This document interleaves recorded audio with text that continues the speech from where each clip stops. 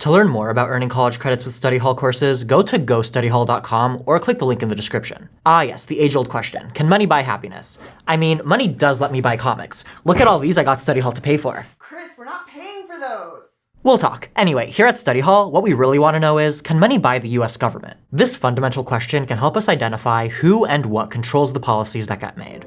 On one hand, money can be a powerful motivator, but on the other, organized people have a lot of strength. So it's tricky to find the truth once you start looking for it, which is why there are several different theories about power dynamics within US government, and each theory has a different idea about who has the most influence over laws and politics. Thinking about these theories lets us have a more nuanced understanding of the US's policymaking process, and who gets to be represented in Congress in the first place. Things get messy when we mix together money, politics, and power, and try to answer who really rules in the US. Hi, I'm Chris Vasquez, and this is Study Hall, Power and Politics in US Government.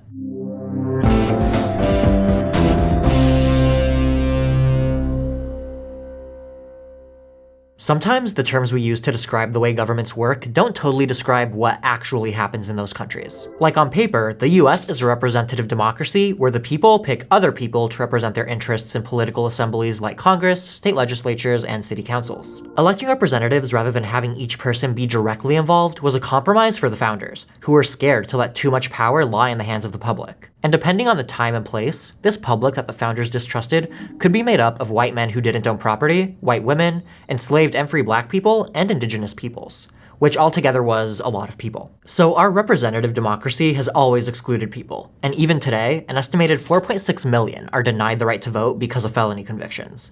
Meanwhile, others are denied because they live here illegally but aren't citizens.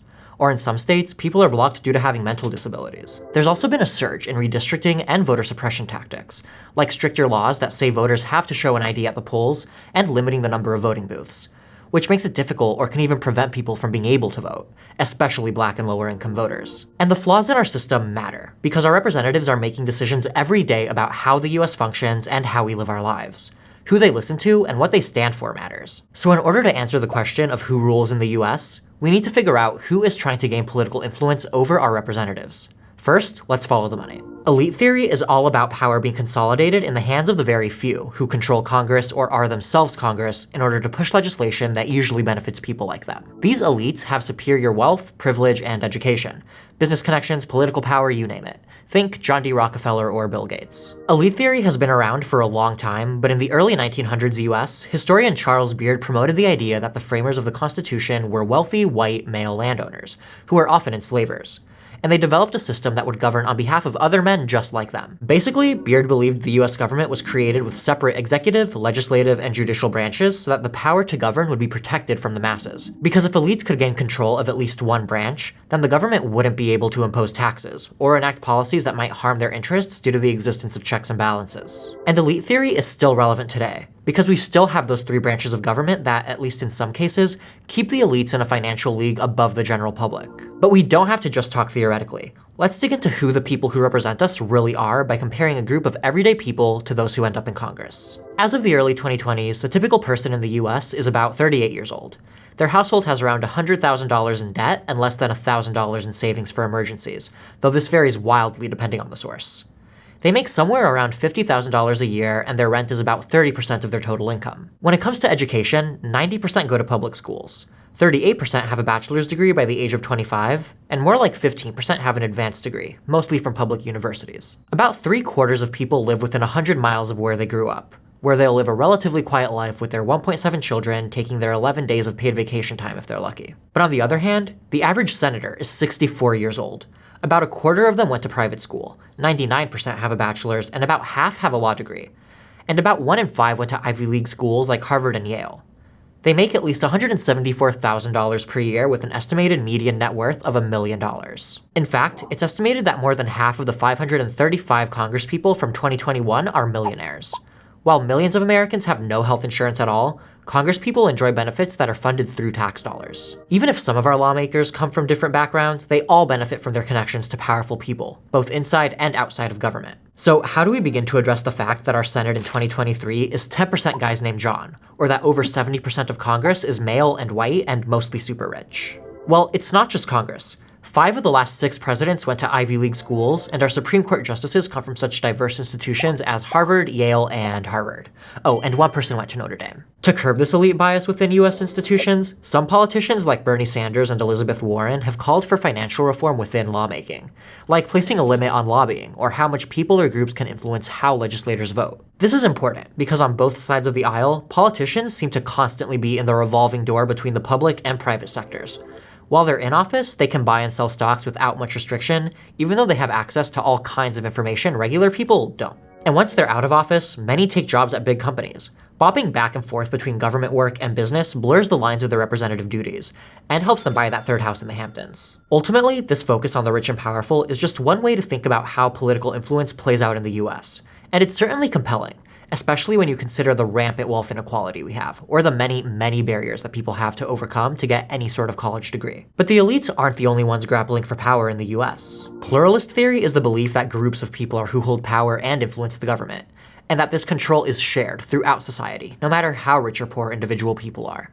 That means people influence what laws get made by organizing into groups, not by being elite. Interest groups are formed by people who share common identities or values, so that the voices of individuals can be united and more powerful.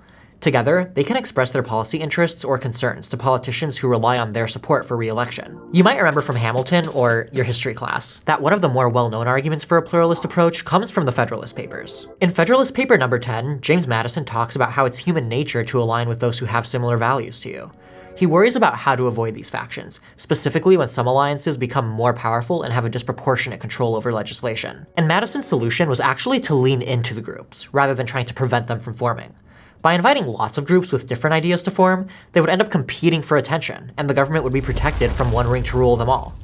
No, sorry, that's just protected from one all-powerful alliance. Same thing. Flash forward to the present day, and these interest groups play a major role in US society. It's estimated that, in a loose definition, between 70 and 90% of Americans belong to at least one interest group. This ranges from economic associations like the labor union, the International Brotherhood of Teamsters, to civil rights organizations like the NAACP. Being part of a group can help people simplify problem solving through something called heuristics, and act as a mental shortcut for making voting easier. For instance, a really common heuristic is when people use partisanship as a shortcut for which candidate to support. Essentially, pluralist theory argues that power remains in the hands of a wide range of groups rather than just the elite, and that having things like organizational skills and a legitimate cause, like Martin Luther King Jr. did during the Civil Rights Movement, can lead to people impacting politics in ways that most rich people never will. But when we try to figure out which theory is more right, much like the continuity of these comic books Study Hall is definitely paying for, it's complicated. Both theories can be true in their own ways, and though unsatisfying, the safest answer here is they're both right, at least to an extent. These trade-offs, or compromises, mean that the elite command more influence in particular scenarios, but interest groups don't always come in second place. Like, take gun control. The majority of people in the US want to see more common sense gun control laws, and their voices can feel overshadowed in Congress by the NRA's immense wealth and organization. But the influence of lobbyists can actually be limited where public opinion or party membership plays the biggest role in shaping policy. Like, in more competitive districts where representatives have to fight to maintain their seats with each election, politicians tend to be more responsive to what their voters rather than lobbyists want. While in districts that are more solidly blue or red, representatives might be swayed by more lobbying and elite interests. But if we look beyond the national level, we can see that collective action is most effective locally, where people tend to place more trust in their governments. An example of this is grassroots movements, which are based on collective action at a local level, where they might have more of an impact. Like, take this example in Chicago. A scrap metal shredder tried moving into the city's predominantly Latinx and working class southeast side. Residents there were fed up with the level of pollution they were already living with, and they worried the scrap shredder would bring even more pollution. So they organized a protest movement against the shredder's location, and city officials denied the shredder's permit. That shows the power of collective action. But even when there are victories like in Chicago, we'll probably never be able to stop talking about the relationship between wealth and political influence in the US. Because throughout the past century, the wealth gap between the rich and poor has only grown. As of 2019, 1/3 of the wealth in this country is held by just 1% of people, while 50% of people share only 2% of the wealth. And so naturally, money is a vital factor in our discussions about political influence and accessibility. But no matter how much money we have, it's crucial to remember our participation in government isn't just limited to voting in elections. By understanding the ins and outs of political influence, we're able to grasp the realistic side of who gets to be represented in places like Congress. So who rules in the US? Well, on average, lawmakers don't look exactly like the average person. A lot of them are rich because there's a link between money and power in US society, not just politics. But if we want to see more of ourselves reflected in the people on Capitol Hill or the White House or the Supreme Court, we can take what we know about how the system works and do what we can to affect change, like by joining an interest group or participating in local government where our efforts go the farthest. So join your local school board, link up with people who care about the same things as you, and make your voices heard. You can also join my comic book fan club where we can all write into Marvel and tell them to prevent the Oliveira's pitch for House of M and Young Avengers. And if you're enjoying study hall, power, and politics in US government and are interested in taking an online course and earning college credit, go to gostudyhall.com or click on the button to learn more. Thanks for watching. See you next time.